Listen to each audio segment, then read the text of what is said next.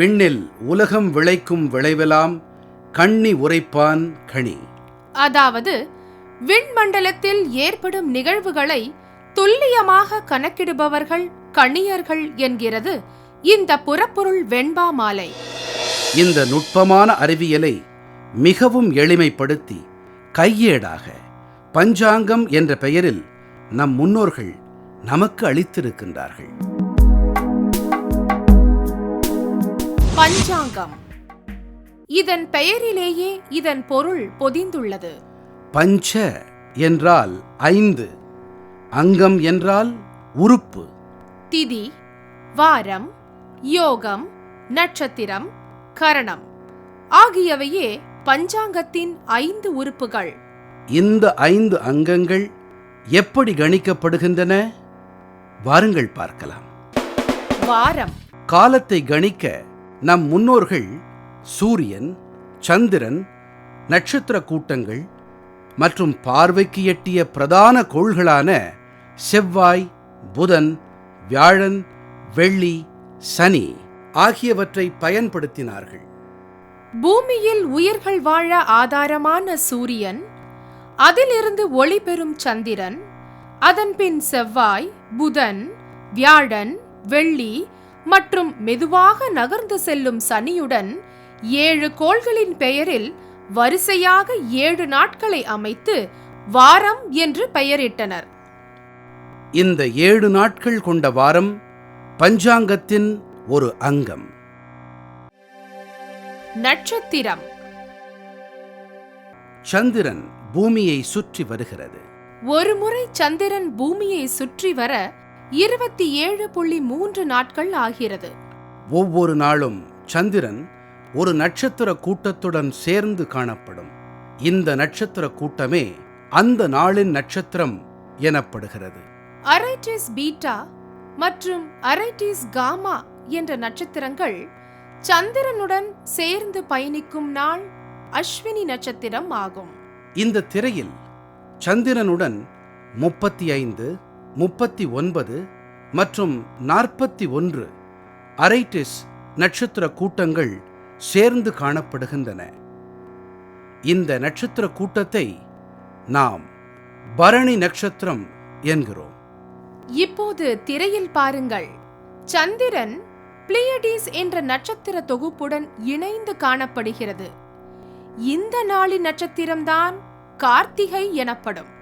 இவ்வாறு ரோகிணி, மிருகசீரிஷம், திருவாதிரை, புனர்பூசம், பூசம், ஆயில்யம், மகம், பூரம், உத்திரம், ஹஸ்தம், சித்திரை, சுவாதி, விசாகம், அனுஷம், கேட்டை, மூலம், பூராடம், உத்திராடம், திருவோணம், அவிட்டம், சதயம், பூரட்டாதி, உத்திரட்டாதி, ரேவதி என்று நாட்கள் சந்திரனுடன் பயணிக்கும் நட்சத்திர கூட்டத்தின் பெயரால் அழைக்கப்படுகின்றன. திதி. அமாவாசையன்று சந்திரன் நம் கண்களுக்கு தெரியாது. படிப்படியாக சந்திரன் வளர்ந்து பௌர்ணமி அன்று முழு நிலவாக ஒளிர்கிறது. சந்திரன் வளரும் பருவத்தை வளர்பிறை, அதாவது சுக்லபக்ஷம் என்று அழைக்கிறோம். பௌர்ணமியில் இருந்து சந்திரன் படிப்படியாக தேய்ந்து அமாவாசை அன்று மறைந்து விடுகிறது. இந்த பருவத்தை தேய்பிறை, அதாவது கிருஷ்ணபக்ஷம் என்று கூறுகிறோம்.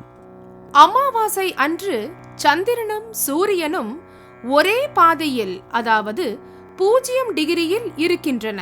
சந்திரன் அமாவாசையில் இருந்து பௌர்ணமி வரையிலும், பௌர்ணமியிலிருந்து மீண்டும் அமாவாசை வரையிலும் சுழலும் 360 டிகிரி கோணத்தை 30ஆல் வகுத்தால் ஒரு நாள் சந்திரன் நகரும் அளவு 12 டிகிரியாக இருக்கும். சந்திரனின் ஒவ்வொரு 12 டிகிரி நகர்வையும் ஒவ்வொரு திதியாக பஞ்சாங்கம் கணக்கிடுகிறது. அமாவாசையில் இருந்து சந்திரன் அடுத்த 12 டிகிரி நகரும் போது பிரதமை திதி. இது போலவே அடுத்தடுத்த 12 டிகிரி நகர்வுகளை த்விதியை, திருதியை, சதுர்த்தி, பஞ்சமி, சஷ்டி, சப்தமி,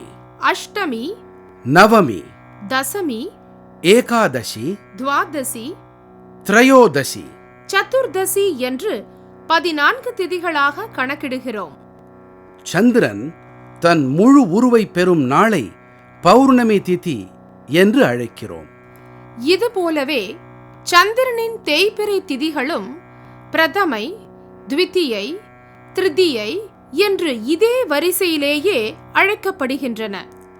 கர்ணம், பூமி தன்னைத்தானே ஒருமுறை சுற்றி வர எடுத்துக்கொள்ளும் கால அளவு 24 மணி நேரம். இதையே 60 நாழிகை என்று பஞ்சாங்கம் கணக்கிடுகிறது. சூரிய உதயத்தில் இருந்து அடுத்த சூரிய உதயம் வரை உள்ள இந்த கால அளவே ஒரு நாள் என்று பஞ்சாங்கத்தில் கணக்கிடப்படுகிறது. இதன் அடிப்படையில் ஒரு நாழிகை என்பது 24 நிமிடம் ஆகும். ஒரு நாழிகையில் பூமி 6 டிகிரி சுற்றுகிறது.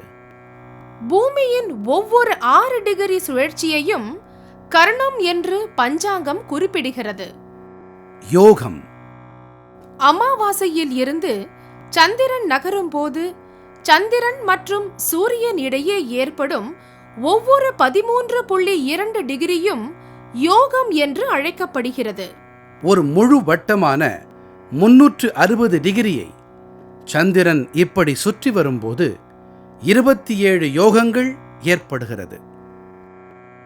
மாதம், சந்திரன் அமாவாசையில் இருந்து மீண்டும் அடுத்த அமாவாசை வரை ஒருமுறை சுற்றி வர எடுத்துக்கொள்ளும் கால அளவு 29.5 நாட்கள்.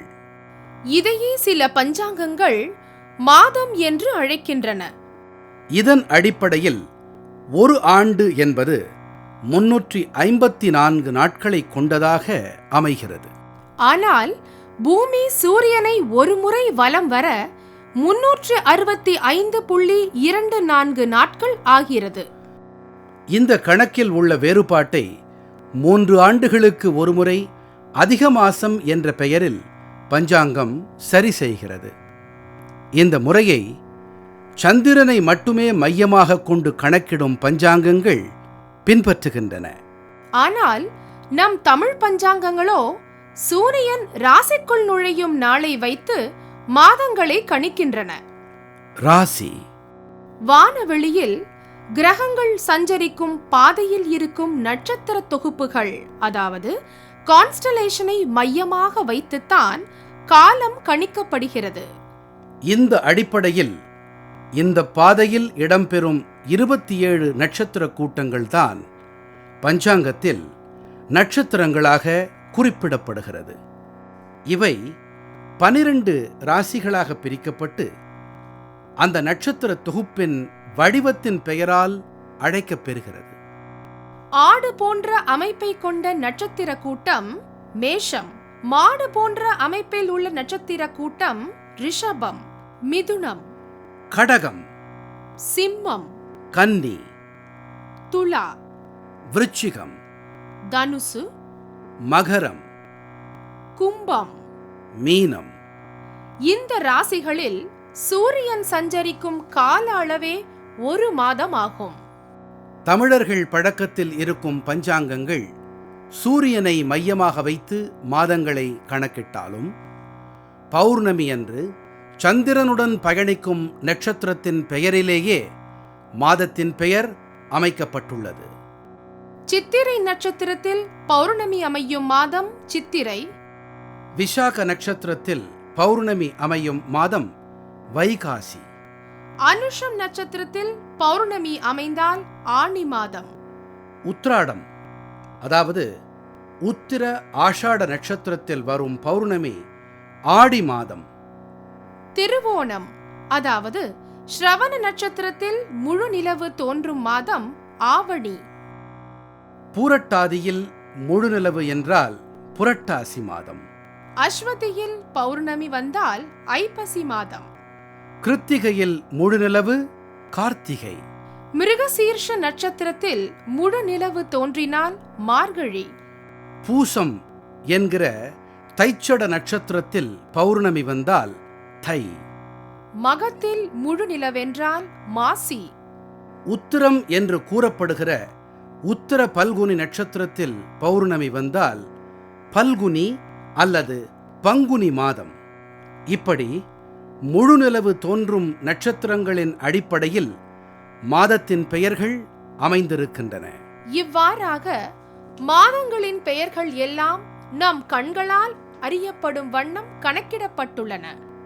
ஏன், எதனால், எப்படி என்ற வினாக்களின் அடிப்படையில் பரிசோதிக்கப்பட்டு உறுதிப்படுத்தப்படும் அறிவையே அறிவியல், அதாவது சயின்ஸ் என்று அழைக்கிறோம். நம் பஞ்சாங்கத்தின் ஒவ்வொரு அளவீடும் நாம் வானத்தை பார்த்து உறுதிப்படுத்திக் கொள்ளும்படியாக உள்ளதால் பஞ்சாங்கம் ஒரு அறிவியல் பொக்கிஷமாக கருதப்பட வேண்டும். ஆனால் நம் அன்றாட பயன்பாட்டிலுள்ள ஆங்கில நாட்காட்டிகளை அறிவியலால் உறுதிப்படுத்த முடியாது.